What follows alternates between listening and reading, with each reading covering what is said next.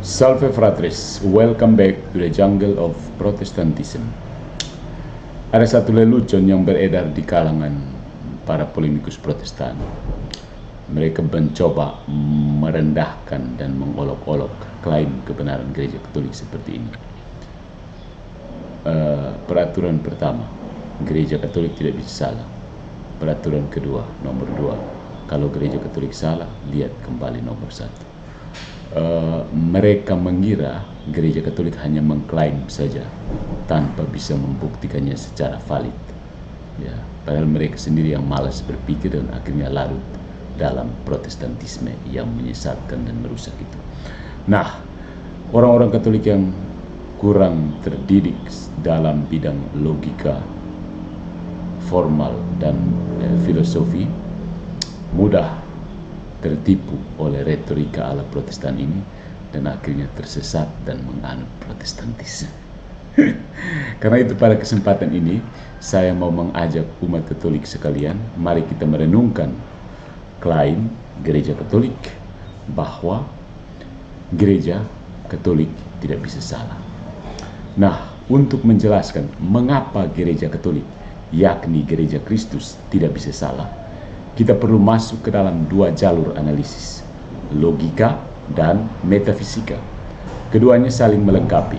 Logika menegaskan konsistensi internal, sementara metafisika menyelidiki dasar realitas yang menopang keberadaan gereja itu sendiri.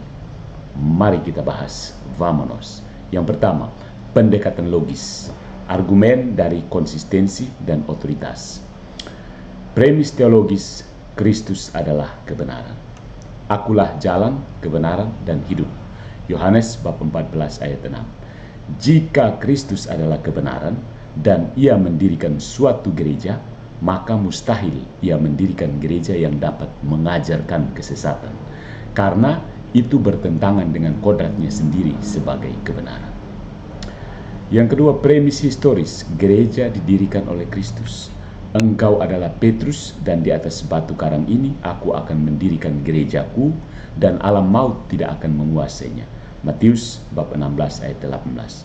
Kristus secara eksplisit mendirikan gereja, maka jika gereja itu bisa salah dalam hal iman dan moral, maka seluruh misi penyelamatan Kristus menjadi relatif. Sebab tidak ada jaminan bahwa kebenaran akan sampai ke setiap generasi. Premis logisnya adalah bahwa otoritas ilahi harus tidak mungkin salah, infalibel.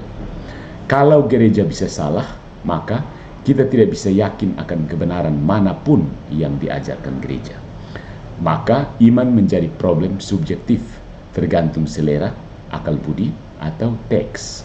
Tetapi jika iman adalah jawaban atas pewahyuan objektif, maka pewahyuan itu memerlukan penafsir yang tak mungkin salah, infalibel. Inkoherensi alert. Jika gereja bisa salah, maka otoritasnya hilang.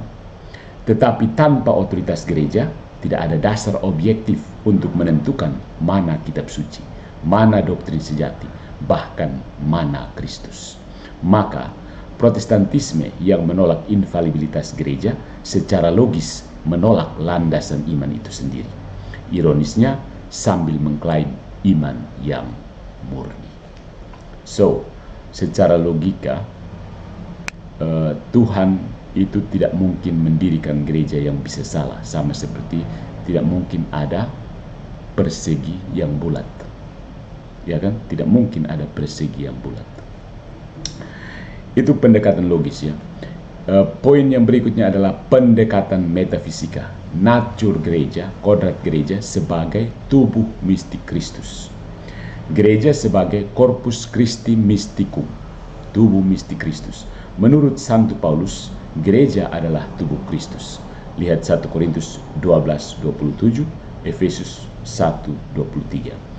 Tubuh itu bukan metafora kosong, ia adalah realitas ontologis, kenyataan yang paling mendasar.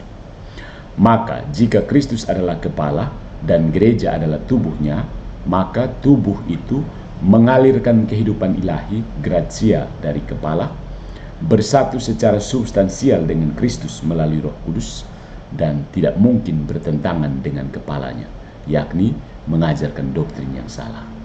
Konsekuensi metafisisnya, jika gereja salah mengajar, maka berarti Kristus sendiri, kebenaran itu, bersalah. Ini absurd dan blasfemi, penghujatan.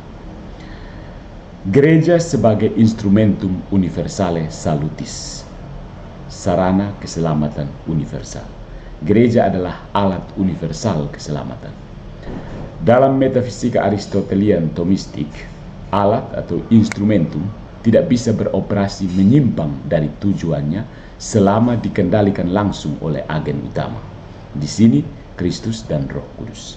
Maka selama Kristus tetap sebagai kepala gereja, dan ini dogma iman, tidak mungkin instrumen ini menyesatkan. Kalau gereja dapat salah secara ajaran, maka keselamatan menjadi problem epistemik dan ontologis. Siapa yang tahu apa yang benar?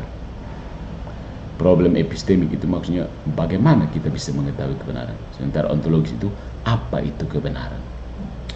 Berikutnya ada metafisika sakramental, kehadiran ilahi dalam gereja. Gereja bukan sekedar perkumpulan sosial atau teologis ala Protestan. Ia memiliki struktur ontologis, sakramental, hierarkis, dan rohani. Sakramen, terutama Ekaristi, tidak mungkin ada tanpa gereja yang sah dan tidak bisa salah. Sebab Ekaristi menyatakan Kristus sendiri secara real.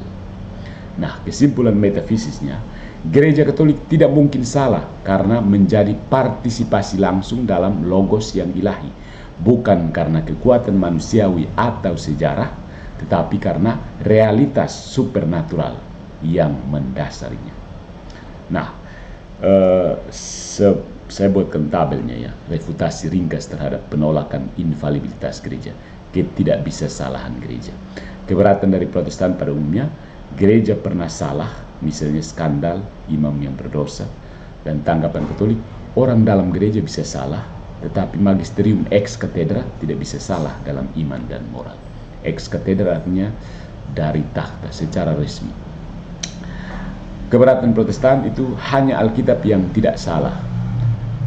Tanggapan Katolik, tapi Alkitab tidak menafsirkan dirinya sendiri dan ditentukan kanonnya oleh gereja. Yang berikut, keberatannya gereja adalah manusia. Tanggapan benar tetapi juga ilahi. Una sancta catholica et apostolica, sama seperti Kristus adalah Allah dan manusia. Jadi, saudara-saudariku, secara logika, gereja yang didirikan oleh kebenaran Sang Kristus harus bebas dari kesalahan dalam pengajaran iman dan moral. Secara metafisika, gereja sebagai tubuh Kristus, sebagai alat keselamatan, dan sebagai realitas sakramental secara ontologis tidak mungkin bertentangan dengan kebenaran ilahi yang menghidupinya. Maka, gereja Katolik dan hanya gereja Katolik tidak bisa salah dalam ajaran iman dan moral karena ia adalah manifestasi konkret dari kehadiran Logos dalam sejarah. Menyangkal hal ini berarti menyangkal bahwa kebenaran bisa dikenal, menyangkal bahwa wahyu bisa dijaga, dan pada akhirnya menyangkal bahwa Kristus sungguh hadir sebagai Tuhan dan Guru umat manusia. Ya. Namun, untuk semakin menegaskan kebenaran gereja Katolik, mari kita elaborasi juga secara logis dan metafisis yang menegaskan bahwa yang bisa salah justru adalah gereja-gereja Protestan, dan mengapa mereka memang mesti salah. Poin yang pertama, gereja-gereja Protestan bisa salah, bisa dan telah salah. Ini penegasan logis ya. Yang pertama, mereka menolak otoritas yang menjamin kebenaran. Protestan menolak magisterium gereja, otoritas ajaran yang tidak mungkin salah, dan menggantikannya dengan interpretasi pribadi, private judgment, fragmentasi denominasi, dan sola scriptura yang justru tidak ada di dalam kitab suci. Konsekuensi logisnya, jika setiap orang bebas menafsirkan, maka kebenaran menjadi relativistik. Maka yang benar bukanlah apa yang diajarkan oleh Tuhan, tapi apa yang saya rasa Tuhan ajarkan. Ini bukan iman, ini opini religius. Hasil realnya, lebih dari 40.000 denominasi Protestan di dunia semuanya mengklaim Roh Kudus, semuanya bertolak belakang dalam ajaran. Pertanyaan sederhana, kalau semuanya Roh Kudus yang memimpin, lalu Roh Kudus bingung sendiri? Mereka berdiri di atas dasar yang bisa runtuh. Gereja Katolik berdiri di atas otoritas Kristus yang dijamin tak mungkin salah melalui tradisi suci, melalui magisterium, dan melalui kitab suci yang ditentukan oleh gereja. Sementara Protestan berdiri di atas kitab suci yang mereka terima dari gereja Katolik, penafsiran manusia yang tidak dijamin Roh Kudus, misalnya Calvin dan kawan-kawan, dan doktrin buatan reformator, misalnya Tulip, sola-solaan. Nah, Protestan itu seperti anak yang mewarisi rumah dari ayahnya, lalu mengusir ayahnya dan mengklaim bahwa rumah itu asli milik sendiri. Itu pendekatan logis ya, penegasan logis. Pendekatan metafisikanya, gereja Protestan tidak berpartisipasi dalam kepala yang satu. Ada inkonsistensi ontologis. Gereja adalah tubuh dari satu kepala, Kristus. Efesus 1 bab 22 ayat 23. Satu kepala itu adalah Kristus ya. Tubuh yang banyak kepala atau kepala yang banyak tubuh adalah abnormalitas ontologis. Namun, Protestan justru mewujudkan banyak kepala.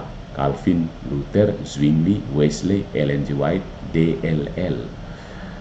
Protestan mewujudkan banyak tubuh. Baptis, Lutheran, Advent, Pentakosta, DLL, termasuk non-denominasional. Dan Protestan justru mewujudkan bahwa tidak ada satu tubuh mistik universal, hanya federasi manusiawi.